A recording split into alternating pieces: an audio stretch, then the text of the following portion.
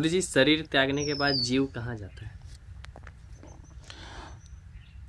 देखो, वैसे तो ये कॉन्सेप्ट जिसको ज्ञान प्राप्त है उसके लिए तो बिल्कुल बेकार है कि शरीर त्यागा जाता है या छूटा जाता है।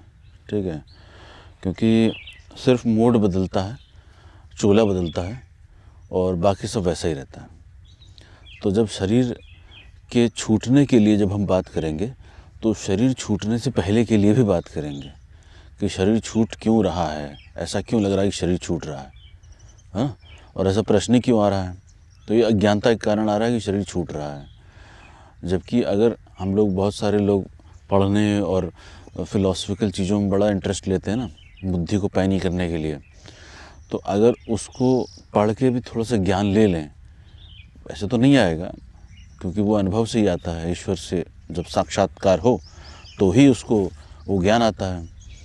तो अगर वो उन फिलॉसफिकल चीज़ों को भी थोड़ा सा आत्मीय स्तर पे समझने का प्रयास करे तो ये समझ जाएगा कि कबीर ने ऐसा क्यों बोल दिया कि कब मरहूँ कब पाऊँ पूर्ण परमानंद। ठीक है, तो ऐसे क्यों बोल दिया गया कि ज्यों की त्यों रख दीनी चदरिया, मतलब जैसी चादर थी, जैसी चटाई थी, जैसी चादर ओढ़ी थी, वैसी की वैसी उतार के रख दी, ख़त्म हो गई बात। ठीक है, तो इन सब चीज़ों में गूढ़ रहस्य छुपा हुआ है, लेकिन बिना अनुभव के नहीं आता है। ठीक, तो जीव क्या करता है, जब जन्म लेता है किसी भी योनि में तो खाता है, पीता है, बहुत सारे स्वप्न सजाता है, बहुत सारे जिम्मेदारियों को निभाता है सो कॉल्ड, और उसमें बहुत बड़े अपने अहंकार को चौड़ा करता हुआ चलता है कि मैं कर रहा हूँ सब कुछ, और उस मैं को करने में वो भूल जाता है कि एक्चुअली में वो नहीं है, वो है ही नहीं। और उसकी याद उसको ऐसे चोला बदल के याद दिलाई जाती है बार बार इस माया के संसार में, क्योंकि ये माया एक भ्रम है और भ्रम सत्य का ही एक अंग है, इसीलिए दोनों हमेशा एक साथ चलते हैं। तो जब जीव अपनी यात्रा को आगे बढ़ाता है, चाहे संसार में कहीं पर भी हो, वो यात्रा में ही है। ठीक है, क्योंकि कोई भी उस ईश्वर से दूर रहे अपनी यात्रा को पूर्ण कर ही नहीं सकता है और समझ भी नहीं सकता है कि यात्रा क्या होती है, ईश्वर क्या होता है, मैं शांत कैसे रहूं, मेरे को क्रोध क्यों आ रहा है, मेरे को वासना की तृप्ति क्यों नहीं हो रही है। कितने सारे बुजुर्ग लोग मरते समय भी वासनाओं से पीड़ित रहते हैं। तो जीवन व्यक्ति ऐसे ही जीता है, कोई भी योनि में हो, किसी भी योनि में कोई भी जीव विचरण कर रहा हो, तो वो इन्हीं सब चीज़ों को करता है ना। कुत्ते को भी आपने देखा होगा, कुछ रोटी दो या कुछ बिस्कुट दो तो वो कुछ चिकन दो छुपा के चलाता है। वो भी वही चीज़ कर रहा है जो आदमी कर रहा है, सेफ्टी कर रहा है, सिक्योरिटी कर रहा है, फ्यूचर के लिए सब सेव करके रख रहा है कि कहीं कुछ गड़बड़ ना हो जाए तो मेरे पास खाने के लिए सामान रहे। वो जानवर क्या कर रहे हैं, वही टॉयलेट करके अपना अपना एरिया बांध रहे हैं, चिल्ला के भौंक के वही अपनी संतति को आगे बढ़ा रहे हैं, मेरा एरिया बंध गया। तो वही सब चीज़ों, जानवरों वाली चीज़ें वो मनुष्यों में ट्रांसफ़र हो गई हैं, मनुष्य योनि में रहेगी तो वो थोड़ा सा मोड बस हल्का सा चेंज रहता है।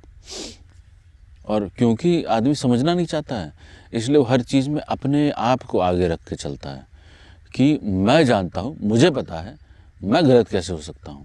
तो इसलिए वो बहुत ज़्यादा पढ़ाई करता है।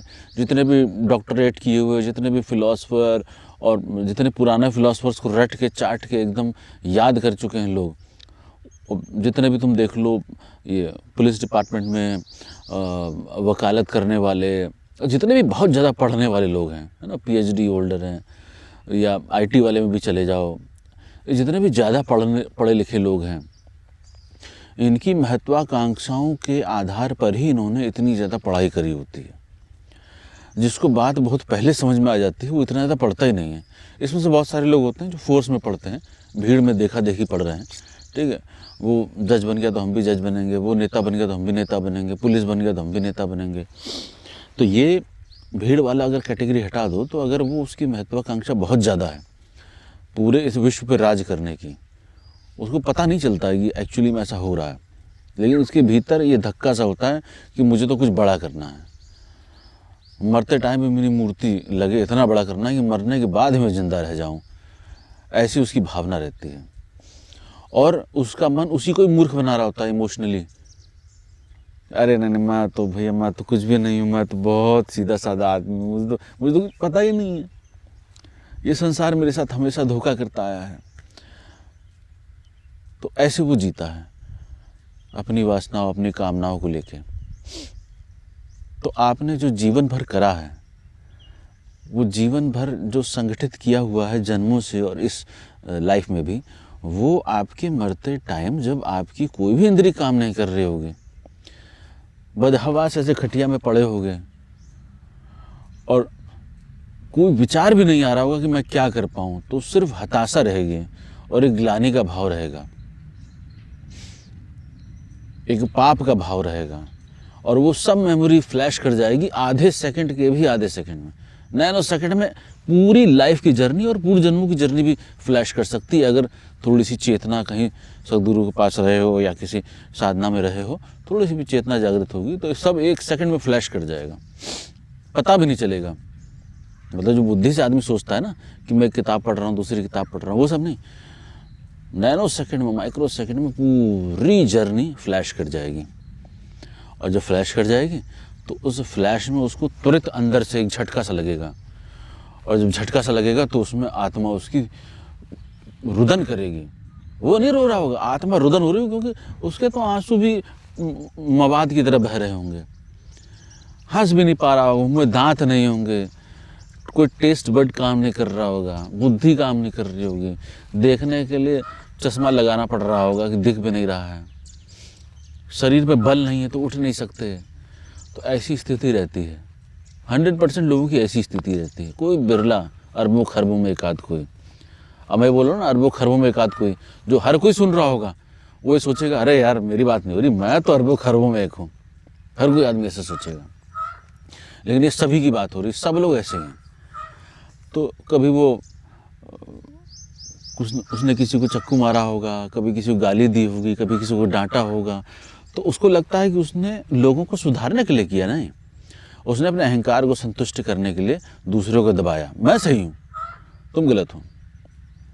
और इस प्रकार से वो लोगों को दुनिया भर को कष्ट देता चला गया, चाहे माता पिता हो, चाहे गुरु हो, चाहे इष्ट को गाली देना हो, चाहे साधु संतों को हो, चाहे मित्रों को, चाहे अपने रिलेटिव्स को हो, किसी को भी हो,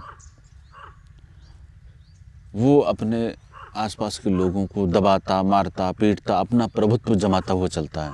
और ये जब कर रहा होता है तो वो और नीचे गर्त में गिर रहा होता है, चाहे किसी बहाने से कर रहा हो, किसी बहाने से।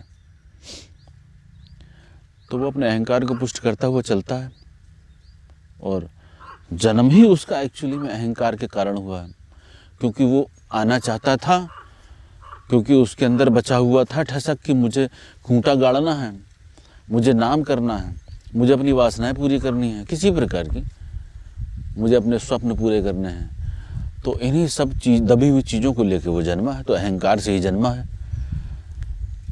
तो अंत में अगर बीच में उसने यात्रा नहीं करी है ढंग से, गुरु वचन नहीं सुने हैं, महापुरुषों की वाणियाँ नहीं आत्मसात करी हैं, तो निश्चित रूप से अंत काल में उसको इसी दशा को झेलना पड़ेगा।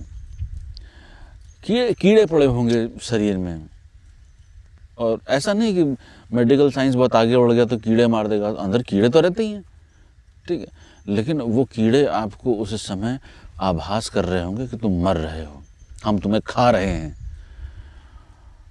तो अंत समय में जब शरीर छूटने वाला होता है, चोला बदलने वाला होता है, ऊर्जा शिफ्ट होने वाली होती है, तो भी वो बहुत सारे लोग इतने अहंकारी होते हैं, सोचते हैं अरे चलो ठीक है, अब क्या है, अब तो ये तो गया, अब अगला जन्म भी ले लेंगे, ये ले लेंगे तो क्या अगले 100 नहीं ले लेंगे। तो वो इस सोच को बिल्कुल झुठलाने के लिए स्वतंत्र है मेरी वाणी सुन के, कि ऐसा नहीं होगा कि तुम अभी मरे और अगली बार जो है तुमने गर्भ में जन्म ले लिया, किसी अच्छे खानदान में, किसी अच्छे परिवार में, संभ्रांत परिवार में, जहाँ पे तुम्हारी सारी इच्छाओं की पूर्ति हो रही हो सकता है तुम मरने के बाद ऊपर से फेंक दिए जाओ, हो सकता है तुम जैसी जन्मो अगला जन्म, और तुम कहीं कूड़ेदान में पड़े हुए सड़ रहे हो, कुत्ते तुम्हें नोच के खा रहे हो, ये कर्म तुम्हारे ऐसे रहे। तो शरीर छूटने के बाद एक अलग से झटका लगता है। पुराने वीडियोज़ यूट्यूब मैंने बहुत कुछ बताया हुआ इसके बारे में, फिर बताता हूँ कि जब आप का शरीर से प्राण छूट रहा होता है तो जब वो आगे गति में जाता है तो वो फिलॉसफिकल मैथोलॉजिकल कैसे भी कह लो, लेकिन मेरी अनुभव में, मेरी जानकारी में ऐसा है कि शरीर जब छूट रहा होता है तो उसकी गति बिल्कुल निकृष्ट होती है। निकृष्ट यानी प्रेत बनता है। और प्रेत इसलिए बनता है क्योंकि वो भयभीत, ग्लानि में, आनंद में थोड़ा ना मर रहा है। भाई जीवन भर उसने थोड़ा ना मुक्ति की तरफ यात्रा करी जो अंत में कब मरूं, कब पाऊं पूर्ण परमानंद उद्घोष हो जाए। ऐसा नहीं होगा ना। वो तो अभी होगा। अभी अगर नहीं है तो समझ लेना कि आगे भी नहीं होगा।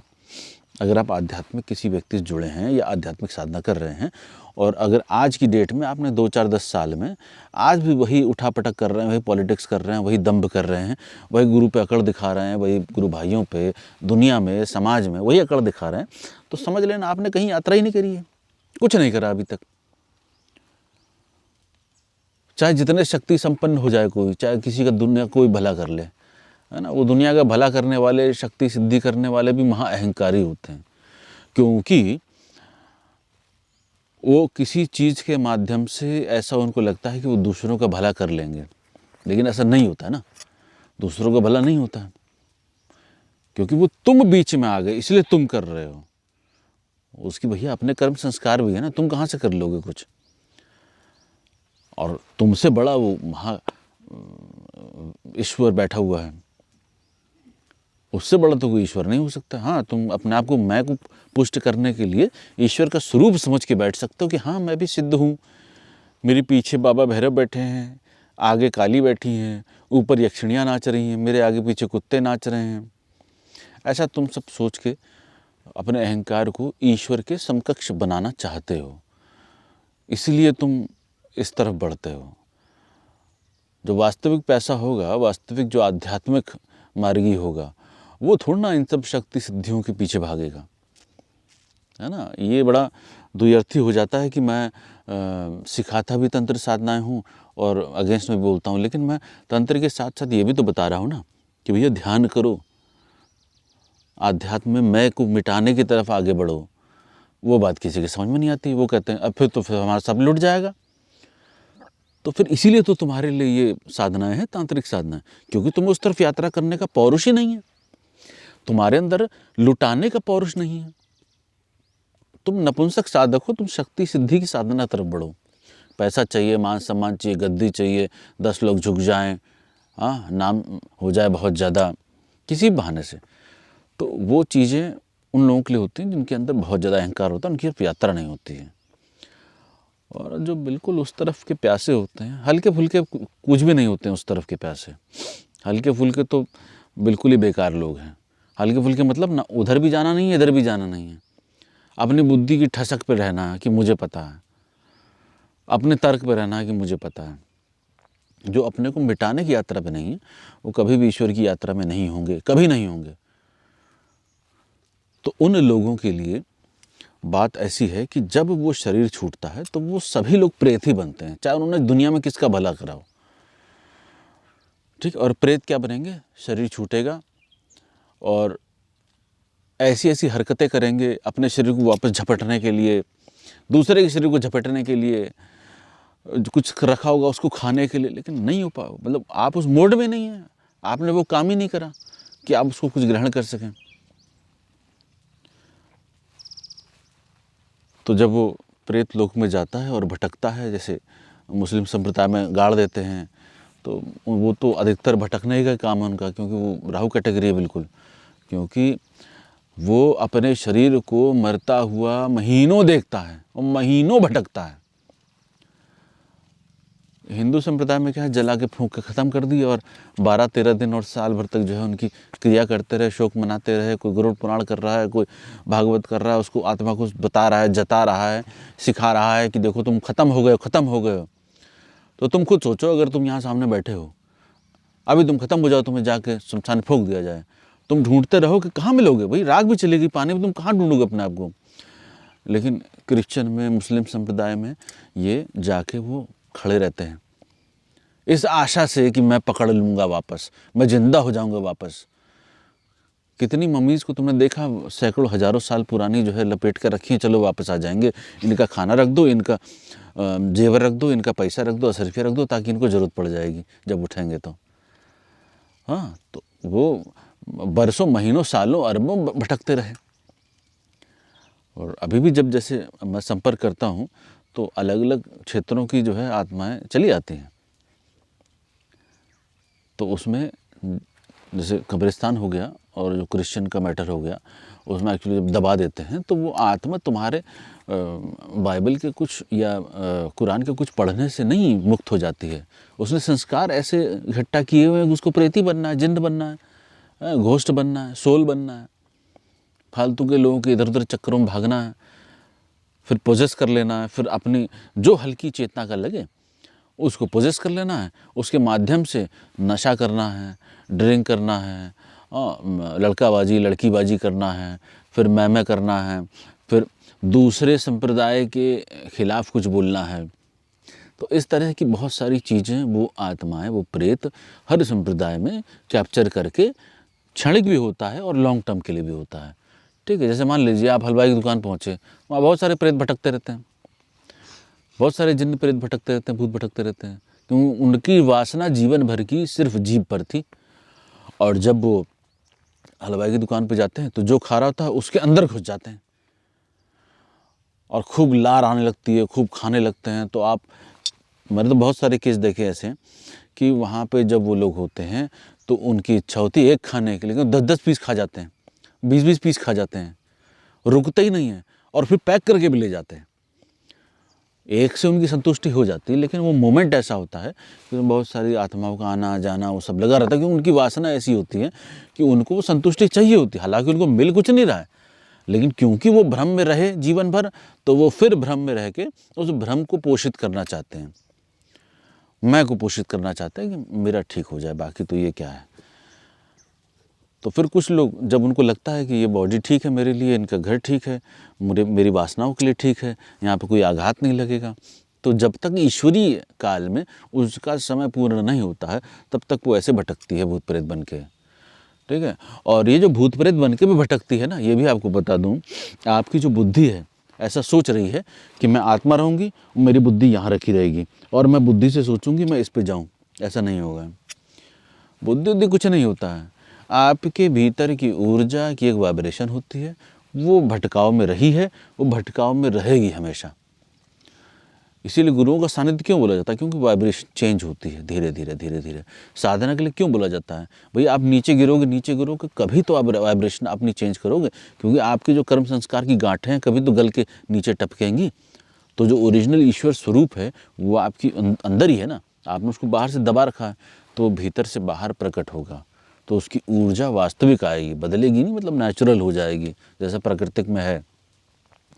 तो वैसा जब हो जाता है तो उसकी यात्रा सहज, सरल, संयमी हो जाती है, धार्मिक आध्यात्मिक हो जाती है, सनातनी हो जाती है, ईश्वर की तरफ हो जाती है। मेरा कहने का मतलब ये नहीं है कि जो मुस्लिम संप्रदाय में हो, जो क्रिश्चियन संप्रदाय में हो, जो दूसरे संप्रदाय में हो, उनका कहीं कुछ ईश्वर भला नहीं करेगा, क्योंकि ईश्वर हर चीज़ में है ना।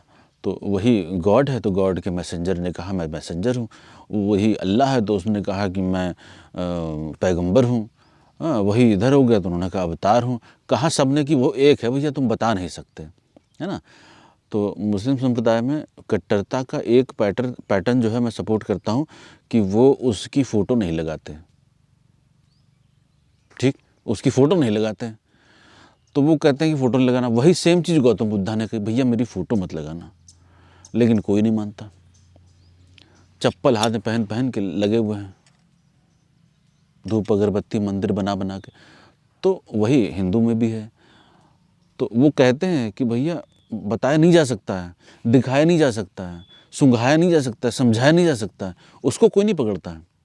मैं उसकी बात कर रहा हूँ, है ना।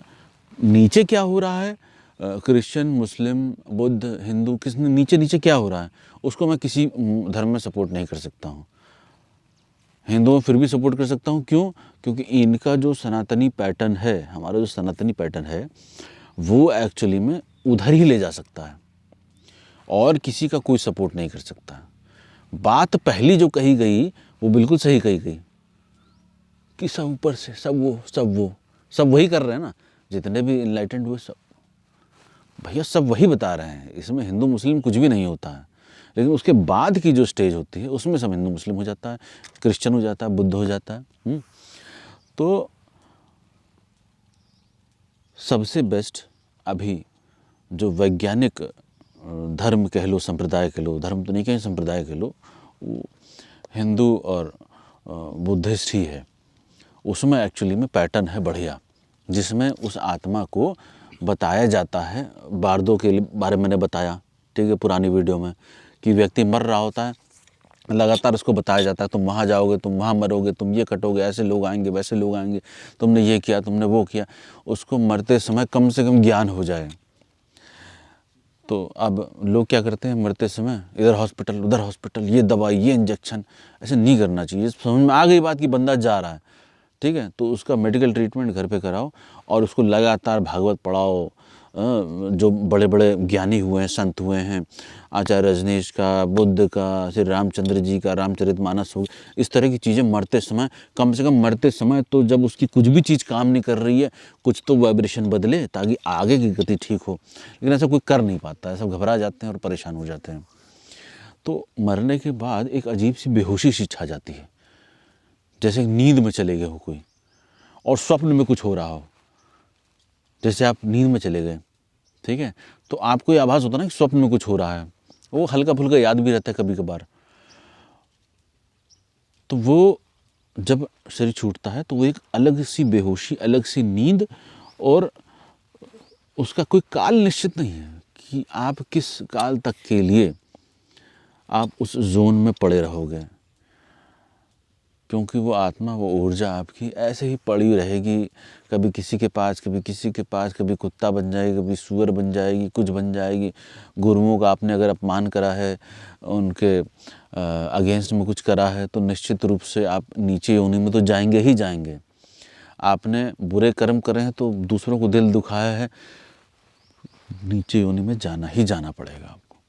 और उस नीचे योनि में भी ऐसा ना समझ लेना कि अभी शरीर छूटा तो सीधे कुत्ता बन गए, जल्दी जल्दी रिपीट कर लें, ऐसा नहीं होता है।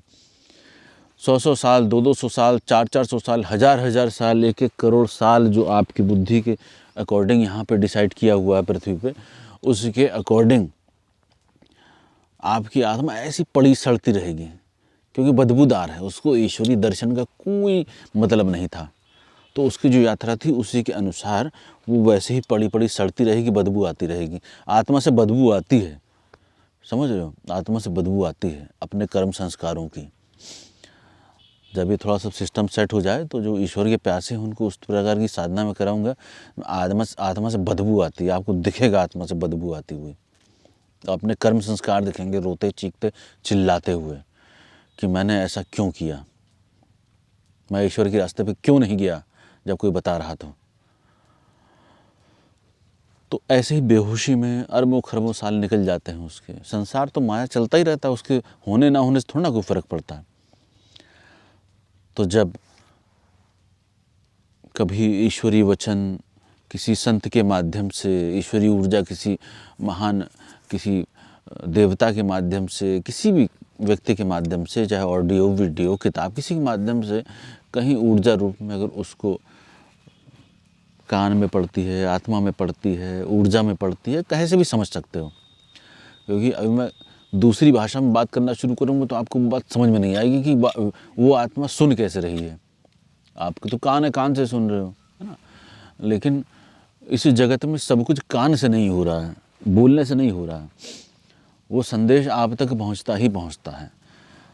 तो कभी ऐसा हुआ तो वो आपकी तरंग बदली, तो आपकी गति आगे बढ़ी, तो आपने फिर कभी कुत्ता बन के किसी मनुष्यों के बीच में, सूअर बन के, या किसी भी प्राणी जीव बन के मनुष्यों के बीच में, चिड़िया बन के विचरण करा, तो थोड़ा सा और ऊर्जा परिवर्तन हुई, आपको आभास मिला कि हाँ और ऊपर की योनियों में क्या होता है। ये लोग ईश्वरीय यात्रा पे किस प्रकार की वाइब्रेशन को लेकर चलते होंगे। तो वो उन जानवरों को जब आप उसमें जन्म लेंगे तो फिर जब जानवर बन के घूमेंगे तो आपको आभास होगा। और फिर आप कुत्ते बने होंगे तो फिर कोई एक संत कह रहा होगा, देखा मैंने बाबा को जो है आज भोग लगा, देखो कुत्ता आ गया। वही कुत्ता पहले वही बोलता था, देखा कुत्ता आ गया, देखा अंदर ही अंदर खुश हो रहा होता है, देखा मेरे को तो बोला था पीछे काली खड़ी, देखा मैं देख लेता हूँ तो धरती फट जाती है। तो ऐसा ऐसा होने लगता है। तो फिर कभी उस कुत्ते से, सूअर से, बिल्ली से, चिड़िया से, पेड़ की ऊर्जा ऐसी होती है कि खड़ा हुआ है,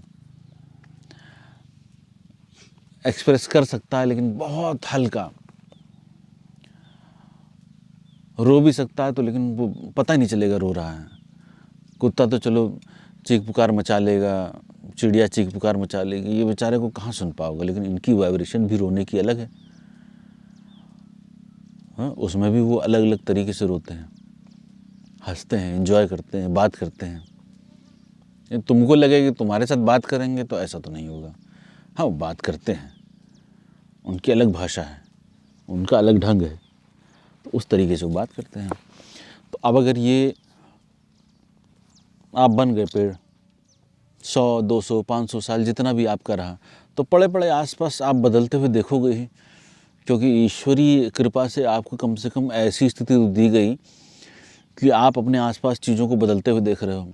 अब ये पेड़ है, ये पेड़ यहाँ पे जब से लगा है तब से इसने यहाँ इस ज़मीन के आसपास के कितने सारे मालिकों को बदलते हुए देख लिया होगा और हंसता होगा कि ये देखो अपना पैसा छुपा रहे हैं, ये देखो अपना सोना छुपा रहे हैं, चांदी छुपा रहे हैं, ये मेरे मैं कर रहे हैं, हंसता होगा।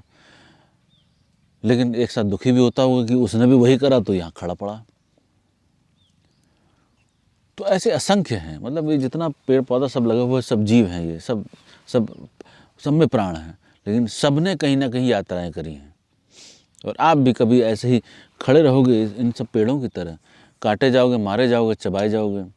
जैसे हम बात कर रहे हैं ऐसे, वैसे भी आप कभी बात करते रहे होगे और काटे जा रहे होगे। तो इतनी बारीक दृष्टि से साधक को चलना चाहिए।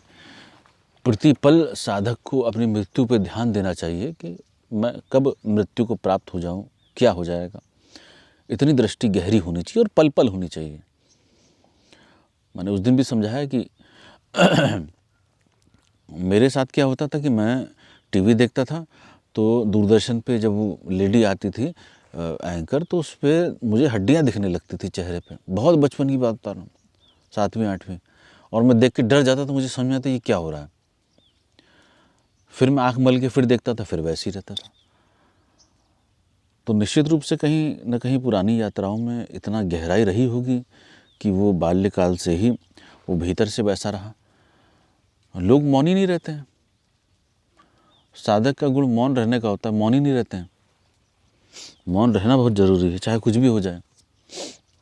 मौन ही नहीं रहना चाहते हैं। मौन का मतलब भी नहीं पता, अहंकार का मतलब भी नहीं पता। हाँ, अहंकार कैसे छोड़ा जाता है ये भी नहीं पता है। तो अहंकार छोड़ने की प्रक्रिया पल पल की होती है। पल पल अपने आप को मारते हुए जाना चाहिए। पल पल का अर्थ ये है कि आप चल रहे हो तो भी आपको अपनी मृत्यु सदृश दिखनी चाहिए कि मैं मरा, मैं मरा। क्योंकि आप ध्यानी तो हो नहीं इतने तगड़े वाले कि आप देख रहे हो अपने आप को पल पल मरते हुए। जो वास्तविकता है कि पल पल मर रहा है, क्योंकि आपने अपने आप को देखा नहीं ना एक्चुअली में। तो जब आप देख लोगे तो आप देखोगे ये गया, ये मैं मरा, ये मैं मरा, ये मैं मरा। अब मैं इतनी गूढ़ बातें इसलिए नहीं बोलता हूँ क्योंकि लोग एक्चुअली यात्रा करना नहीं चाहते हैं, इसलिए इन सब चीज़ों को कॉपी करके बोलते हैं। मैं अगर भी कह दूँ आपसे कि आप देखिए मरने को, गुरुजी मैंने अभी देखा मरा मैं, अभी देखा मरा मैं, फिर देखा मरा मैं, तो उसको कॉपी कर लेंगे। लेकिन एक्चुअली में जो तपस्या और साधना से अपने आप को मारने के बाद ये ज्ञान और ये दृष्टि उपलब्ध होती है, ये मेरी वाणी को या किसी भी संत की वाणी को कॉपी करके वो लोग अपने दिमाग में डाल लेते हैं। क्योंकि दिमाग के अलावा उनका और कोई अस्तित्व है ही नहीं। बुद्धि के अलावा और मन के अलावा उनका कोई भी परिचय नहीं है। तो आप जब न अपने आप को मार सकते हैं, न अपनी भीतर की यात्रा में जा सकते हैं, तो आप निश्चित रूप से शारीरिक, मानसिक, बौद्धिक, तार्किक ही जीवन जिएंगे ना। अब वही बात मैं कंटिन्यू करता हूँ कि वो टीवी न्यूज़ में ऐसे दिखता था, मैं अगर जा रहा होता था रास्ते में तो मुझे जो है शरीरों से उनके जो एक अलग मैटर होता है, मतलब जो शरीर यानी फिजिकल जो मैटर है उससे अलग जो मैटर होता है, उसकी छवियाँ अचानक से दिखना शुरू हो जाती थी। तो मुझे लगता था कि मेरा पागलपन है, मुझे समझ में नहीं आता था कि मेरा पागलपन है, मैं स्वीकार भी नहीं सकता था क्योंकि मुझे पता ही नहीं था उतने बाल्यकाल में। तो लोग सब एक साथ बैठ के हा ही हू करना चाहते हैं, मैं बिल्कुल अकेले रहता था। लोगों का काम में बहुत ज़्यादा इंटरेस्ट होता था, मैं उन सब चीज़ों को देखता था कि ये ऐसा कैसे इंटरेस्ट हो रहा है, मेरा इंटरेस्ट का लेवल वो क्यों नहीं है, मेरा इंटरेस्ट का लेवल ये क्यों है। तो ये तब आपके साथ होगा जब आपकी प्रतिपल यात्रा होगी, पल पल आपकी यात्रा होगी। आप खाना खा रहे हो तो खाने का एक एक निवाला बिना देखे ना चला जाए। आप चल रहे हो तो चलते चलते आपको आपकी मृत्यु सामने घटित हो जाए, है ना। लेकिन यही है मतलब कि लोगों ने बता के एक तरीके से भला तो करा, लेकिन दूसरे तरीके से मतलब 1% अगर भला करा, आधा परसेंट तो 99% जो है बुरा कर दिया। और हम भी उसी कैटेगरी में ही हैं, क्योंकि जब तक बताएंगे नहीं तो लोगों को पता कैसे चलेगा कि भैया इस तरीके से भी बढ़ने के लिए तरीके होते हैं। तो जब शरीर छूटता है तो इसी प्रकार की गंदगी, वासनाओं भरी, कामनाओं भरी, सपनों से भरी हुई, लदी हुई गठरी के बोझे से वो दबी होती है। और उसका कोई मतलब जो है, अभी समझ लीजिए जितना आप अभी जी रहे हैं इसको आप फुल अहंकार से जी लीजिए। अगर आपको कोई इंटरेस्ट नहीं है, खूब धमा चौकड़ी मचाइए, जैसे कोई गुंडा या कोई इस तरीके से करता है कि वो सुधरने वाला नहीं होता है, तो उसी प्रकार से आप अपना जीवन जी लीजिए। खूब धमा चौकड़ी मचाइए, खूब एक दूसरे की ऐसी तैसी करिए, जो भी करना हो एकदम बवाल कर लीजिए, अंत में गोली खा के मर जाइए। मतलब ऐसे लोगों का यही हाल करती है ना पुलिस, इस समय तो यही करती है। तो लेकिन अगर सहज यात्रा है तो चाहे फिर गोली मारे कोई, चाहे फिर डंडा मारे, चाहे कोई आपको बेइज्जती करे, आपको कुछ भी करे, मतलब आप तो प्रतिपल मरने की स्थिति में हो ना। तो अगर प्रतिपल मरने की स्थिति में हो तो कभी मर जाओगे। लेकिन इन सब चीज़ों से जो आपके भीतर की यात्रा में आप उतरेंगे, वो एक्चुअली में वास्तविक आपको आपके मरने के बाद की यात्राओं में सहायक होगा। जय श्री काल भैरव। सबके रोंगटे खड़े हो गए उसको देखते ही। उसका एक प्रयोग है मंत्र के साथ, वो जब मैं साधकों को देता हूँ तो उस मंत्र के साथ प्रयोग भी बताता हूँ कि आप उस दंड को पकड़ के, जैसे भैरव दंड है, उस दंड को पकड़ के ऐसे 3 बार उस मंत्र का उच्चारण करके अगर आपने 3 बार उस स्थान पर ठोक दिया तो समझ लीजिए 20, 50, 100 किलोमीटर दूर तक उसके उच्चारण से और उस ठोक से पड़ने वाली चोट उस धरती के भीतर ही नहीं, ऊपर के भी शक्तियों को सफाई कर देती है। भगवान भैरव और धंधा यक्षिणी की दीक्षा के आगामी शिविर हेतु आप संपर्क कर सकते हैं। वारादंत और भगवान भैरव के अति प्रिय भैरव दंड हेतु भी आप व्हाट्सएप पर संदेश भेज सकते हैं। मुझसे बात करने के लिए To talk to Gurudev Ji, open Google Play Store. Now search Call Me for application and download it. Now register your profile and recharge it. Now search for Shri Taramani Ji and directly talk to Gurudev Ji and solve your problem.